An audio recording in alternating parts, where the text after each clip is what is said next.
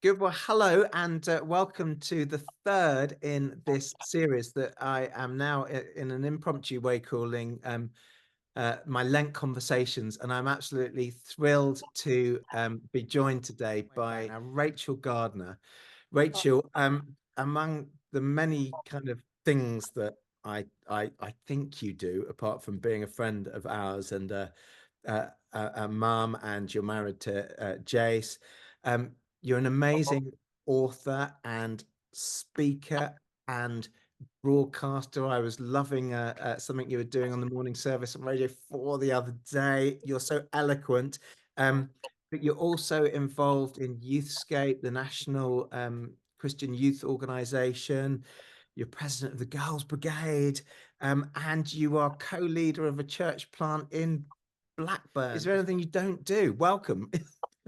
Do you know, one of the things I'm really not a good cook. My daughter, who's 12, has taught herself to bake, and I don't cook very well. And the other day, my 6-year-old walked into the kitchen, saw me in there, and said, "How are you here?" It's like, this is the one room I least expect to find you in, Mum. So yeah, that's I don't bake. Fantastic. On a and I suppose on a serious note, I mean, Rach, one of the things that I have always admired about you is that you are not just a very intelligent, wise, eloquent speaker and writer, but you are an activist. You are involved. You get your hands dirty. Um, as an actor, and we'll come on to some of the things you do, but as an activist, we're in Lent. This is a Lent conversation. How do you manage to keep going without burning out? Do you have ways of stopping? I mean, what? Wow, I always feel that when that question's asked, I feel like it bores deep into my soul because I both I take great joy from activism, and I find that what fuels my soul is the activism. So I often find pausing and resting quite hard because um yeah, I have to train myself to find different things that feed my soul. And I think um, in the past, I used to think, Bri, I've got to have this perfect balance. I've got to have an equal amount of output and input. I've got to, have those set days, and those set days are really helpful. But I think as I've got older, I've realised that actually it's more about rhythms of life, and sometimes the rhythm of life is quite full on. But if you're dancing to that rhythm and those that you love and are in your household with you are also dancing to that, it's quite life bringing, it's quite buoyant.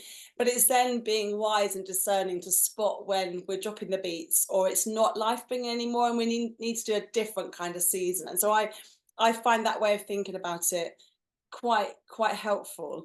Um, but I think it is a massive point of tension and probably of a bit of kind of sort of that sense of, oh no, I'm not getting this right. So I think it's something I feel like I come around quite a lot. And so I know we're in the practice of Lent at the moment. I find it quite a helpful annual practice of thinking, pausing, stopping, reflecting, reimagining. I find that quite helpful. So, Yeah, yeah. brilliant. Have you given up anything for Lent, or are you taking anything on? Or Well, oh God.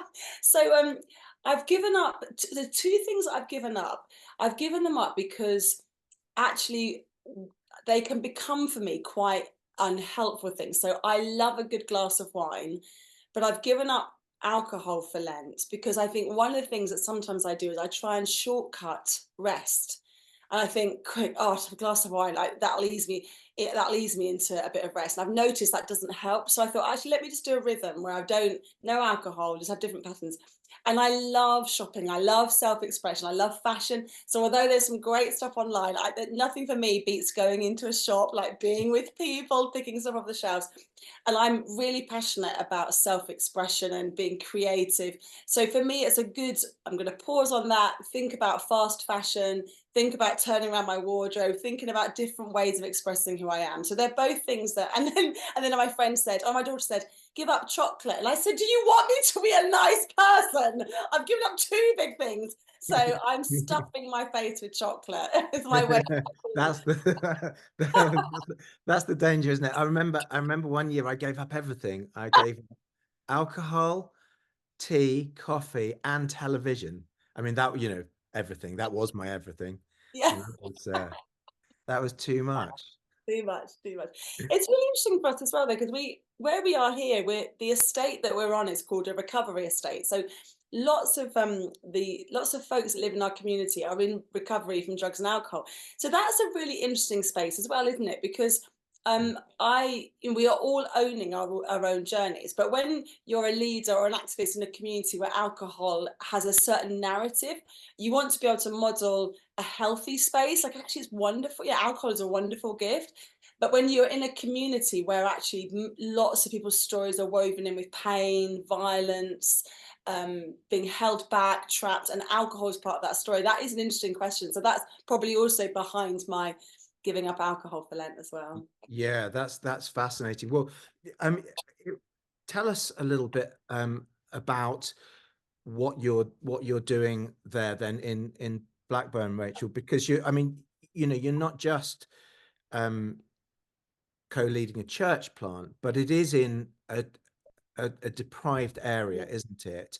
And for those of us who don't live and work in areas of deprivation, I'd love to hear from you, firsthand, what has that been like, planting a church and embedding in an area like that? Yeah. I think firstly, I think it's very beautiful and humbling to be living as part of a community who daily they save my life and they daily convert me to Christianity. And what I mean by that is that it's quite humbling living among a community who um, have learnt not to trust because people in power come and promise the world and then disappear and don't deliver. And so actually, when you're part of a community that says we're willing to trust there's a God that knows us and loves us, and that there could be a different narrative for this area, and we could dream this together, we could imagine what this community could be like, that it actually becomes a community of possibility where people want to raise their children, and children born in this state actually have great opportunities. There's something quite humbling about being part of a community that are willing to give that a go, because historically they've been promised so much and under-delivered and forgotten. So I think that's what I mean by them. They sort of introduce me to Jesus every day, really, because I think I see him in them, and I hope they see him in me, and I hope it changes us both. Do you Interestingly, yeah, Go on, go on.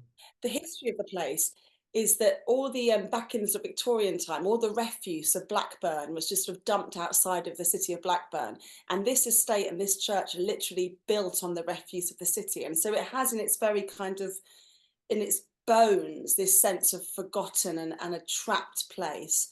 Um, and so I think the activism for me, it's the first time actually that I've lived within and sent my children to school within this community and shopped in this community. And the activism sometimes feels like rage. It sometimes feels like just anger and rage, not against individuals, but against kind of years and years and years of just neglect and pain, and people just accepting that if you live there, that nothing good will come of your life. Um, but I think being part of this community where people are struggling, where poverty is the great oppressor, where if you live on this community, you don't get lots of opportunities. Discovering joy together as a community has been incredible. So this Christmas, we called our Christmas stuff joy. And I thought, actually, it's not that this is a happy place. It's not particularly happy, Hmm. but it's the most joyful place I've been, because people are willing, even with all that's going on, they're willing to inhale and dare to believe this could change. And even if it takes ages, God's peace is here and his wholeness is here. So it's quite, yeah, it's quite extraordinary, really. I think I'm learning a huge amount. Wow. I'm intrigued by that question of trust, actually. How long does it take for people to trust you? And just worked into that, you're a courageous person, I know, but I mean, there must be a level of trust from you stepping into a place that's really quite different from certainly the one you grew up in Sussex. Uh, yeah, yes, I sound different.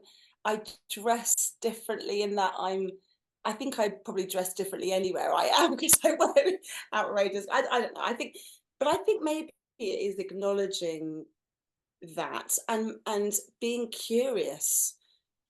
I think one of the gifts of moving into a community that maybe isn't one that I've grown up in is I can bring the gift of curiosity. I'm really Mm. curious about what life's like here, and the other gift for us, Bri, was we didn't have a building when we arrived, so we were on the streets. We were in our garage for church for quite a bit. We had garage church. It was beautiful. Mm. Um, yeah, and so actually we didn't have a space we were inviting people into. It was their space they were inviting us into. It helps that I have a husband with a broad northern accent and a massive beard and a shaved head.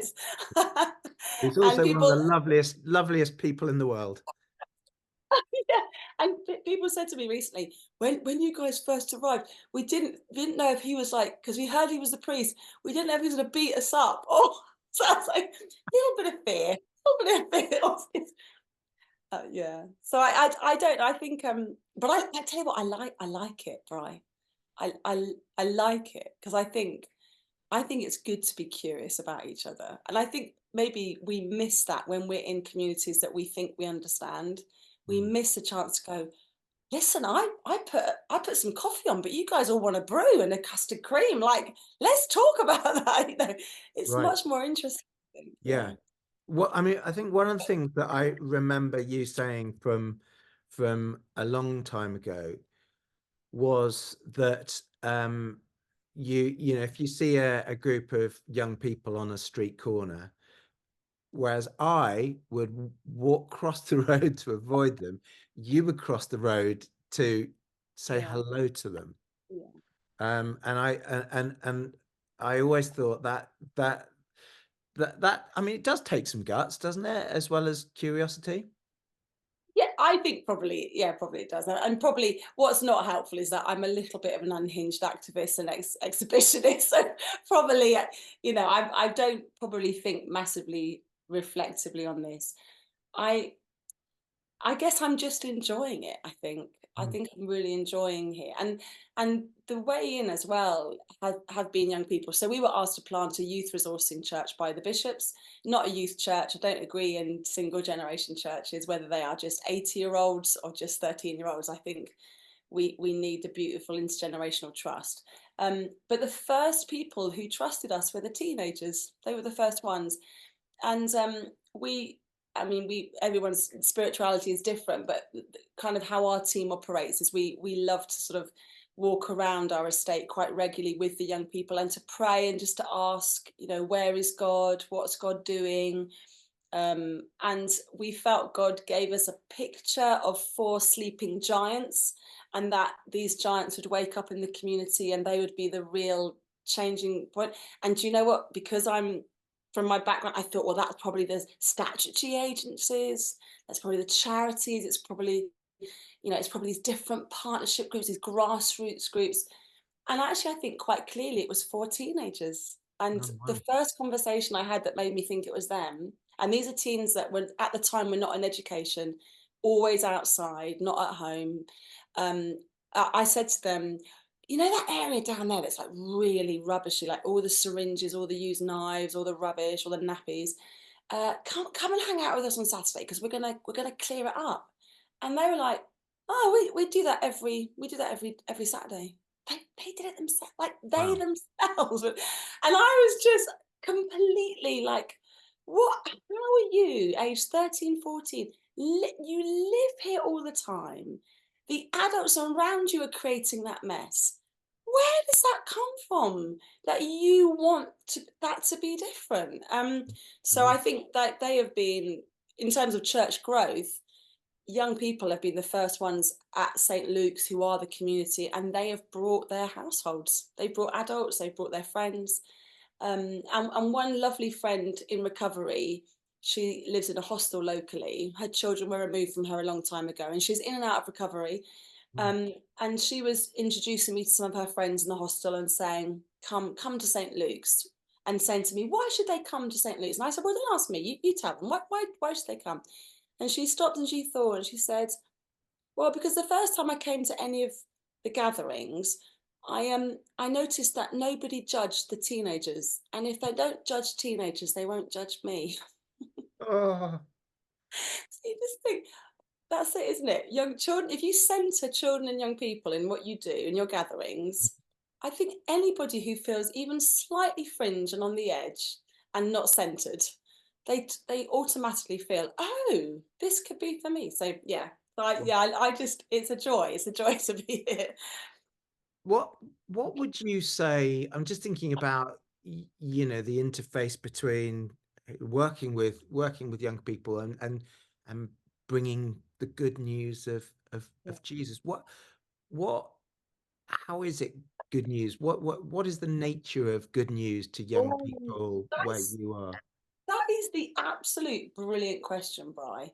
Because unfortunately, I inherited a faith that forgot that good news has to feel like good news. It's got to sound like actually good news. It's Yeah, not enough just to say it's good news. You got to kind of, it's got to be able to point to it. So, you've absolutely. I think the nuance in is understanding the nuance of how young people think and feel about faith. That's really interesting. I think we expected that that emerging generations in the UK would be increasingly angry atheists. I think we're finding it's the opposite. They are God curious agnostics. And the most exciting group to work with are young people who have not been faith adjacent, who've not gone to a Church of England school, who've not grown up in a Christian family or in a household that has a Bible. The things that we'd normally say, the Bible in the house, they'll yeah, become a Christian. yeah. The most interesting ones are the ones that don't have any of that, but they are curious and interested and open, and they are way more positive about Christian faith than often I find young people who've been within a church community. Um, and I think it's because if you are growing up in a world where the threat of global war is real, that Mm. there is hardly any food on the shelves, there's food rationing, you are living in communities of high constant stress, and you hear or you experience a community that demonstrate protective power, where power is not abused, where weakness is not preyed upon, where vulnerability actually could be a space where you could really begin to think, who am I, and why am I here? And you can encounter a peace that actually physically affects your limbic system, and even better than any CBT sessions you've had at school, actually enables you to sleep at night before 2 a.m. And you have a space, a community that you go to where people care that your jeans have got your school trousers have got massive holes in them, and they'll sit there and sew them up for you, and they'll care about you. Suddenly, you don't need to then say to young people, "Oh, by the way, Yeah. Jesus is good news." They're like, "Well, I don't know what this is, but whatever this is gorgeous." So I said to three of our young people last week, "Have you got any words to describe this is church, and this is every day they come and hang out with us." And one teenage boy said beautiful, and one teenage girl said holy, and another girl said safe. And I said, do you want to explain any of those? And they went, nah, I don't know what they mean. But Oh, wow. they'd chosen these three words instinctively, Bri. They'd chosen beautiful, holy, and safe. Wow, that feels like good news, doesn't it? If you find a space where it is beautiful, there's something other. It's a bit it's Yeah. other. Yeah. So I think, yeah, I think that is the question. How is this good news for this community? Oh, I've got goosebumps, Rachel. That's and there's so much I want to ask you, and um, can I just ask you? I mean, how long have you been in the Blackburn area now? How long It's a has it year been? and a half. So we Sorry? moved to Preston, and then 3 weeks later, Boris Johnson locked the country Yes, of down. course. Yeah, yeah, yeah. So just a It, year and a half. okay, and in that time, do you notice? your own faith evolving, shifting, Yeah. developing? Yes. Yeah. What? Yeah. I think I've not been a very rooted person in life, and I think part of the privilege of having a role of training youth workers and speaking on national platforms about youth ministry is that it can be a bit disembodied and a bit, I don't know what the dis-geographical word is, but like de-geographical. And I think I've fallen in love with the bricks and mortar of this place. And whenever I find that whenever I'm not here and I'm in a kind of a Eucharistic sacramental or worship space, the picture of this place floods my vision, and I think I've encountered what the empowering presence of Jesus is like here. What is when you're walking Dixon Street, where the sex workers are, when you're walking the roads of the hostels, when you're walking your children to school, like the empowering presence of Jesus is here. You haven't got to go anywhere else to find it. He's here. And I think that has rooted me. I think also I feel that my body is changing. I'm getting older. I'm going through a next season of body change and life. And I think that brings big questions about aging and life and capacity. So I suddenly realized recently, oh, this is a place where I'll go through my menopausal years. I realize that might feel a bit like a strange thing to say, but I think you do measure the rhythms of your life and think, oh, when I was in London, that was my single years and my first marriage years, and these are my menopausal years. But I'm also working with the real fruitfulness of a church ministry at the very time that I'm beginning to think about fruitlessness. And so it's just been very interesting being here. I would never have chosen Blackburn to live in. I would never have chosen to raise my children here. When we first thought about moving here, I was quite adamant this would not work. And when we came to visit the community, there's no green space anywhere really, apart from one little like handkerchief square of ground next to the church. And it has 4 little sapling trees recently planted on it. Mm. And in my spirit, I thought, if those trees can grow here, I'd like to be here and watch those trees grow. I want to watch this community grow. I want to watch my children grow. And I did feel, I do believe that God can bring beauty everywhere. He can make good things grow everywhere. I thought in my arrogance, it would be us coming that would help that grow. I've realized in hindsight that actually God is very gentle and says, no, I want you to watch the growth that was already happening and just champion it and put a bit more light on it. And so last Saturday, we planted trees around the estate. We're like, come on, let's keep planting. So that's one of our practices as church, pasties and planting, church pasties and planting. Amazing, amazing.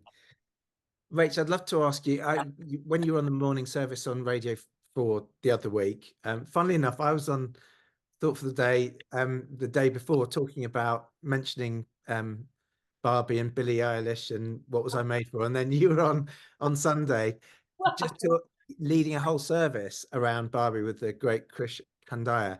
Can you say something about, why that film has captured people and Yeah, how you've responded to it? yeah. I'm not sure that it's captured teenage girls to the extent that Okay. it's captured the imagination of those with a kind of a memory of how Barbie felt. But I think what it has done is it's probably given us a little bit of a narrative and a jolt to talk with girls about these Okay. themes. Yeah. So, and I think that's been a great gift of the Barbie film, because I think actually dormant within my generation, we were the ones wrestling the most with the page 3 and the no more page 3, and just the sexualization of women's bodies and the silencing of women, and I do think that the sort of 14, 15-year-olds and under, when I went to watch it with them, they couldn't quite make it, they couldn't quite work that out why. But I think when we talked afterwards, they were then able to go, oh, so for our generation, it's this. Like it gave them the chance to own the wrestle for girls today that does look different. And I think with the girls that I spend time with here, the one of the great challenges is what does power look like, particularly if you're in a community where there's lots of violence. So a number of the girls that I work with, but they are great at fighting, physically fighting. I've seen an increase in girls lamping each other and fighting boys Wow. because you want to not be vulnerable. You grow up in a world where stories about Sarah Everard and others are, whether you know about those stories or not, that Mhm. is in the consciousness. And girls particularly can feel, I'm not safe online, I'm not safe at home, I'm not safe on the street. Where am I safe? What? And that is like a quite a rage-filled cry to society. Where am I safe? So whereas for my generation it was the um like, how do I embody, how do I live with this body that everyone has a view on? Yeah. I think for girls there's a sense in which, how do I keep myself safe? Not don't sexualize me. It's like, no, don't victimize. I'm not a victim. I'm strong. I'm strong. But how do you talk about that? How do you know that you're strong mentally, physically, sexually? So we do quite a bit of work here with the girls about asserting their voices, Right. about speaking out. So if you keep lamping people, if you keep beating people up, when you're 18, you'll be arrested, you'll lose jobs, the rest of it. But if you assert your voice and your power and your pose, and so it's just interesting, Bri, just what films like Barbie has opened up for this next wave of girls to ask a question, not so much what is beauty. I think for me it was the beauty myth. I think for this generation, it's the power. What is our power? Us, the safety. Where are we safe? How are we safe? And that's heartbreaking, isn't it? Yeah, it really is. It really is. I mean, it it's I guess any generation is it's hard to be growing up in any generation, but there are particular Yeah, unique challenges to this one at this time, aren't there? there are. Yeah, yeah. And mental health resilience. Um, I think, and I mean, the organisation I work for, Youthscape, we've just done a bit of research looking at the past 10 years, like what are the big trends, things that we can say categorically have changed for young people. Mm. Interesting things like the last 10 years, numbers of young people out after 9 p.m. has almost like gone off the cliff. So if you're in a community with young people out after 9, they're probably more vulnerable. So some really interesting things, but I think concerns around the future, around safety, around the climate. I mean, these are all live things. And I think it does drill into young people. Are adults taking our world seriously? Are adults safe? Are adults safe? So big questions for us. We need, and I love that phrase, protective power. Um, Offering to young people spaces in our churches, particularly where they can experience the empowering presence of Jesus, and they can experience a place where power is not wielded or hidden away or only for those around a certain table who look in a certain way, but we empower young people to have their voice heard. And that's exciting in a Christian context and as a church, that's exciting societally. This generation, I think, are very kind. I think young people, I think under 25-year-olds, there's a kindness in them. But where do they see that virtue really championed? Interestingly, today, a bit of research looking at what 13 to 16-year-olds want to do in the future. And the number one profession, did you hear what it was? No. It's being a doctor. That's it. Number 7 was a footballer. Number 8 was an artist, and the top 3 or 4 were vet, doctor, caring. They want to do something. They want to have a meaningful engagement with the world, but also care and protect and make things better. I think was very moving. Yeah. I love the way you believe in young people. It kind of it gives me energy. Before we stop, I've asked one or two people this question. What do you what do you know for sure? And that in a rapidly changing, convulsing world, um, it's quite good to have one or two things that maybe Hmm. we know for sure. Is there anything for you that springs to mind? Yeah, I mean, it's such a big question, isn't it? And I get quite meta with things like this. And I know for sure my son will ask me questions I can't answer. Like his classic one at the moment is Mummy, is God happening? if a piranha eats a dinosaur? Like his questions are always, is God happy? So Oh I wow, know that great he question. posed me those questions. I think I think what I know, what I know deep down is we can recover from from trauma. We can find a peace that um past understanding. I don't say those things to put a time scale on them or to be flippant, but I think I living here and being here, everyone's journey is different and that what they need will be different. But what I know in my gut is that we can love each other well. We can be safe enough, as in own our stuff, have our good systems, care for each other, listen to each other. So I know that God will always walk across the waves to find us in our storm, even if he waits till the third watch of the night, he finds us. And I think I know that. I know that, and I know to stand still and wait for him to walk to me. I think those are the things that I know, but I also know not to put a time frame on things. I know um not to fall for the victorious narrative. God is good and God is here. And he puts angels to guard around and he's walking these streets and he made these young people and this community in his image. So I know that they have within them a deep connection to him. And sometimes our job is just to say, oh, that's God at work in you. So those are the things I think I know. I think I know. There we go. I'm getting meta. That's very beautiful. It has been absolutely delightful, Rachel, to reconnect with you and to hear what's happening and to hear the kind of wisdom that flows from incarnational theology at work on the streets. I'm really touched and moved to hear you talk about the community that you're in with such wisdom and grace. So thank you. We will put some links below to your books and any work and all of that. But for now, on behalf of our Lent 2024 community, Rachel Gardner, thank you very much indeed. You're welcome. Thank you.